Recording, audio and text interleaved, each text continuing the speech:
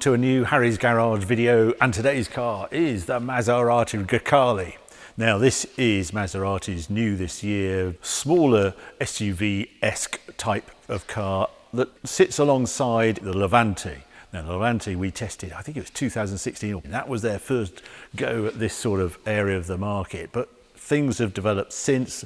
It's quite a crowded market now. There's other sort of junior, we've got Alfa, Romeo, Stelvio, there's all sorts of other players in that marketplace. Maserati, this is a new one under Stellantis. Now, I have a sort of soft spot for Maserati. If I look back at my car ownership, I have owned 6 Maseratis in the past. And one of them shared a detail very close to this one, because this car, this is the Modena version, has a 2-litre engine in it, producing 330 horsepower. Well, if I wind back to 94, 95, I had a 2-litre Maserati that produced 330 horsepower, and that was the Maserati Ghibli Cup. I don't think you get 2 more different Maseratis, but that was the sort of excuse to get this car in. Let's go and have a closer look. I ought to discuss price on this car because there's a couple of versions, the GT and then this Modena version. The Modena version gets more horsepower, 330 horsepower, plays 296, exactly the same engine, exactly the same torque, but there are sort of subtle differences between the two models of Grecale, and then there's a Trofeo sitting right up the top with a V6 engine rather than this 4-cylinder engine. And pricing is interesting. If I went for the GT version, the list starts at £63,970. The Modena version is £70,925 before extras. And this has a few extras on it.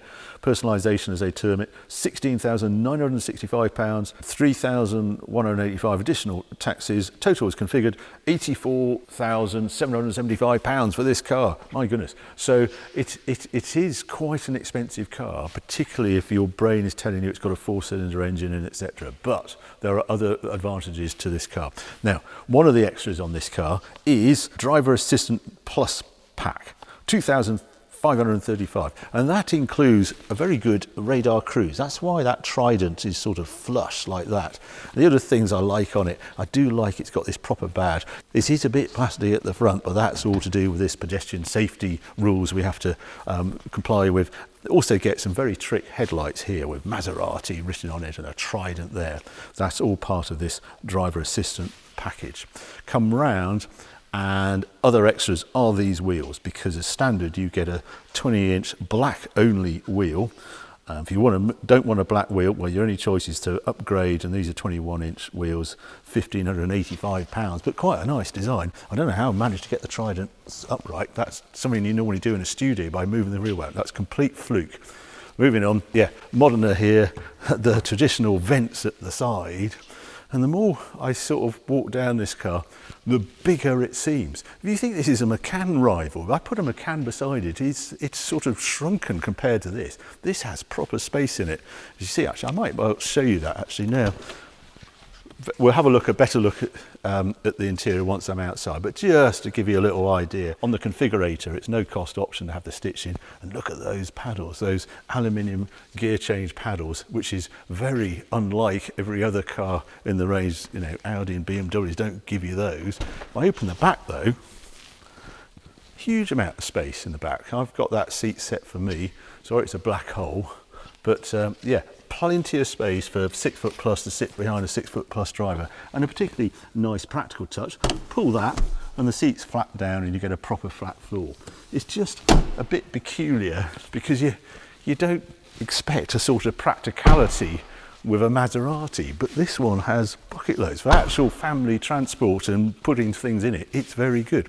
Come round the back, and what I quite like, quad exhaust still. Doesn't matter it's a 4-cylinder up the front, you still get 4 exhausts and a sort of diffuser-y thing as well. Streamlined at the back, and again, if I just open this up, loads of space. Yeah, it's not like Maserati's old. We like these in the Levante, these sort of straps at the side, they work well. And there's even a little cubby hole back there for hiding your valuables in, so that's all good. Very neat design, and also interesting, you've no idea what model you've got at the back. The important information, you have a Maserati Grecale. Everything else looks the same, whichever model you get. But the engine is a bit trick on this, so let's have a look at that now. There you go. One thing to note, look how far back that engine is, tucked right in there. There's the front wheel, well, basically where that bar is, and the engine is all the way behind that, which is impressive. Someone's thought about that. Now, this engine, it's a mild hybrid engine, so this new generation of engine, and what it means is it has a 48-volt system on it, and it's turbocharged 2-litre engine, but it also has an electric supercharger that boosts at low RPM. So when you drive it, it sort of has the sort of grunt at the very low revs, a bit like a diesel, but then the sparkle at the top end because it's got these two systems. And I've been trying to sort of delve into the details of the car, because this 48-volt system means it has a starter cum generator, belt driven. That's how it starts the car. That is then charging a battery in the back. You actually get a sort of graphic on the dash if you want it, how full your 48-volt battery is, and then it discharges that electric to a supercharger thing which is down there, which can't see, but this pipe here is coming in, as far as I can tell, from the supercharger. So that's breathing in, that's going around the turbocharger, and then it's breathing in the engine, the pressurized pressure. But it has this 2-stage of boost. And the other thing with this model being the 330 horse, when they change it to sport, again, when we go out for a drive, I'll show you this, you get more boost pressure. And that's how it delivers its 330 horsepower from 2 litres. You know, I suppose all engines are changing because there's Euro 7 coming in and you expect to see a V6 or something underneath there, but this is how they're doing it with these very clever, intelligent, multi-boost engines to get through the legislation and also give us 330 horsepower. Anyway, enough waffle, let's take it outside, take it for a drive.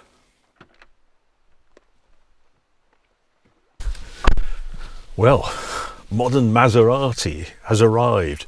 Look at this screen here. I'll get it to light up. I think I have to start it to make it do everything. There we are.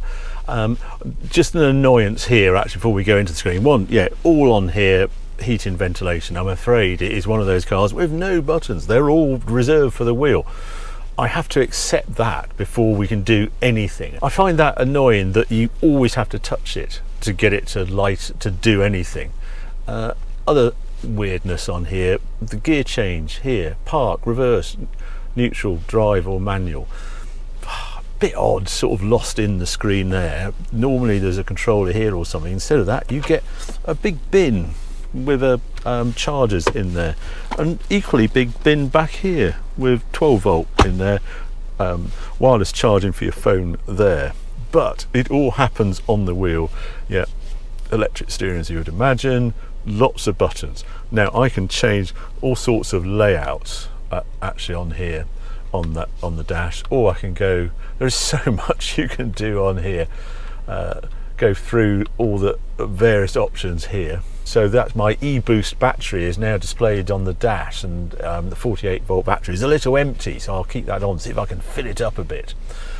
Big paddles, gear change paddles, and there's another oddity with those as well, because they work unlike the Ferrari. They look like they're Ferrari Maserati, they all have the same. I think this wheel is the same because it actually has a volume for behind the wheel. There's other little rockers there that change stations on the radio and do your volume. That is something you find on various Ferraris as well. Start button as I just demonstrated on there. Also on here, this drive mode here, we'll go through that when we're out, but yeah, Sport GT is its normal where it starts. Comfort, which generally is pretty comfortable, and off-road, which does, you can just sense the car is going up. This has optional air suspension on it. I think that's £1,400 or something like that. We don't need off-road at the moment. I have taken it off-road, but it does all right for this sort of car. It's not something I'm going to go and charge off to Dakar in it, but it's handy to have. Now, extras on this car: panoramic roof, £1,500. The Sonos Faber high premium surround sound, £2,200. That's quite a lot. Ventilated front seats, I wouldn't have those, £795. Laminated glass, £880. Surround view camera, £880. It's one of those cars, a bit like Porsche. It's very easy to tick one or two options. Hang on a minute, it's £90,000. And yeah, the Levante GT Ultimate, same engine, £92,935. And the Grecale Trofeo with the V6, £102,480.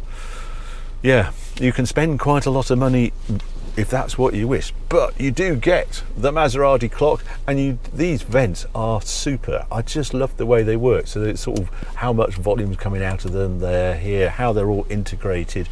I do feel as though I'm sitting in quite a nice place in here. Just generally, I do feel that I am in a step above a sort of Audi BMW, and I cannot get over the space in it. That isn't what I expected at all. But anyway, enough waffle. Let's take it out. Oh, actually, before we go, I put it into drive. That's how I'm going to move off. Paddles. Now, I'm trying to work out how this works. Right. If I select reverse now, I'm going to go into reverse. I can select the right-hand paddle, and I can go forwards. But I can then select the left-hand paddle and go backwards. Now that's a bit odd. I've never, Ferraris don't do that. But if you're shuffling, once you've gone into reverse and obviously manoeuvring, it then helps you out on the paddles. It's odd. You'll get used to it if you're an owner of this car, but it's just something I've not had on any other cars.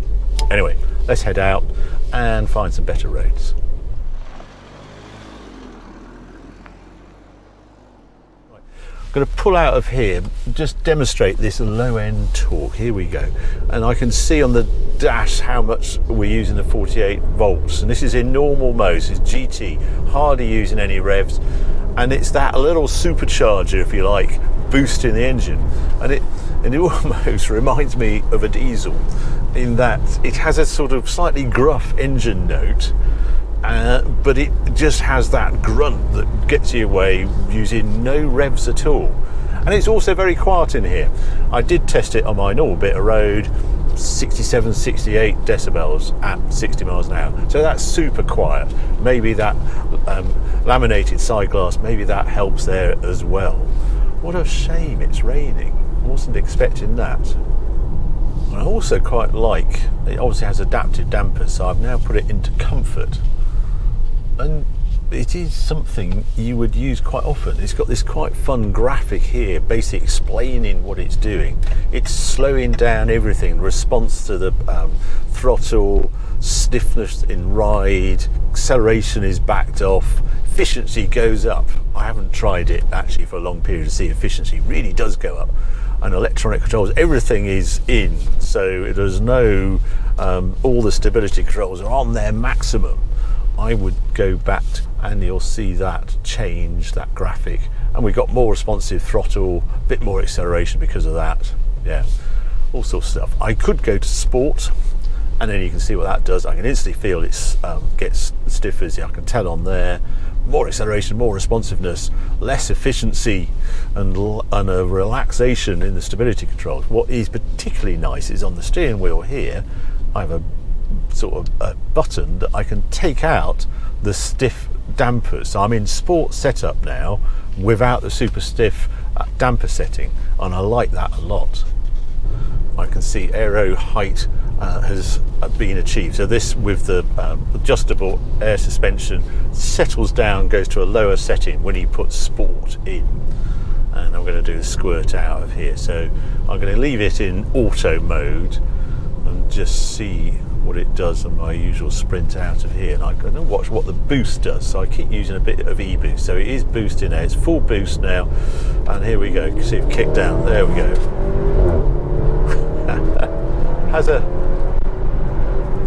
It has a very distinctive little thrup as it goes between gears. I don't know if you heard that. If I just go, I'll do it manually. I'll go down to into second, I'll accelerate away here. There. I do like that. And also it's interesting what it's doing on its sort of charge. So I'm going to go back into second. I'm going to do this. Is it using e-boost at the top? No, it's not. This e-boost bit is very confusing. I thought it worked at higher revs, but right then it wasn't. But anyway, whatever. It's quite quick. It's 5.3 to 62 miles an hour, 149 miles an hour.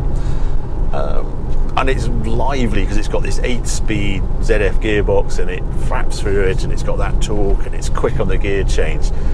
So yeah, surprising turn of speed, and I like it has a different character once it gets revved. That gruffness has gone. It does feel like a sporting 4-cylinder engine, which is good.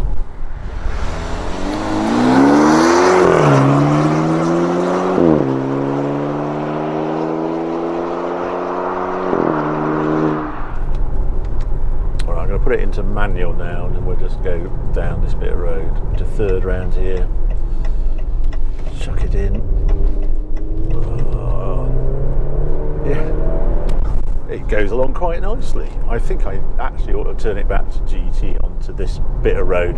Yeah, even sport with the damper stop down is not as good a ride as GT, and comfort, it's bordering on more than acceptable. And the car, a sporting car as this, I'm very impressed of how I've got that variation in the dampers. It's not always as distinct as it is on this Grecale, and that's a good thing.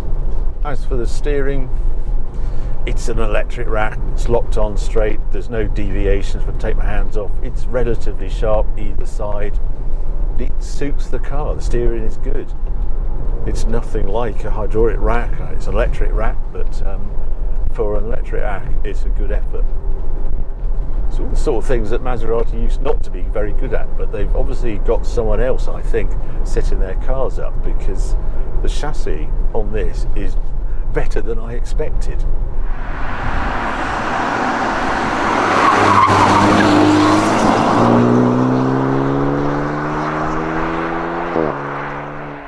I'm in GT mode at the moment, which is how you probably drive this car. Excellent over that bump there. A bit, and then looking at that boost, very odd, and that electric boost through here. It feels very natural. It's a little bit of roll, but my goodness, there's plenty of grip. I'm not even testing the grip on it. It is a good chassis on it. It feels like it never runs out of travel, and it's very good on a road like this. Right, it's probably time to go through some likes and dislikes.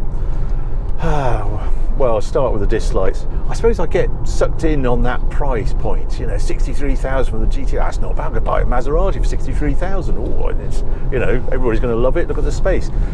And then, 70 for the Modena version as I'm driving here. But once you tick a few options, 84,000 feels quite chunky, and then I'm thinking, do I really want a 4-cylinder engine? But other things have got 4-cylinder. So price is just I wish it was a little less and the extras came as standard.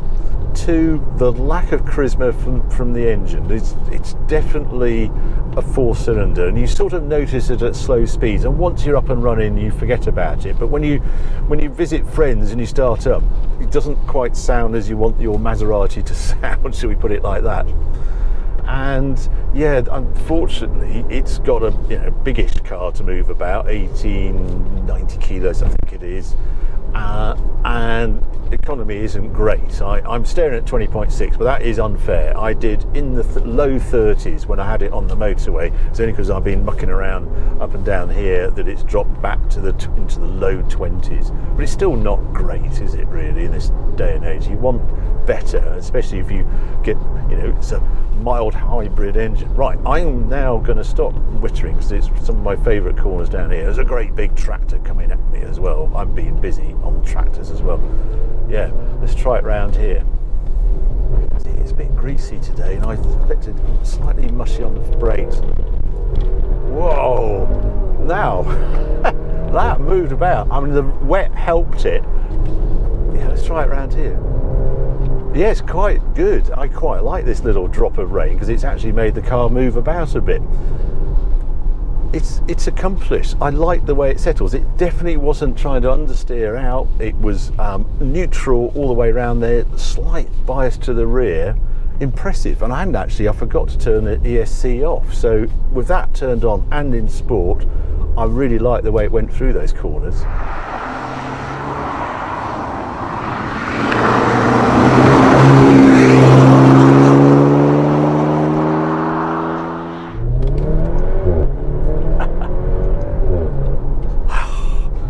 bit childish, I know, but yeah, it's quite an addictive sound. I'm going to put it back into drive mode. I'm running through the lights.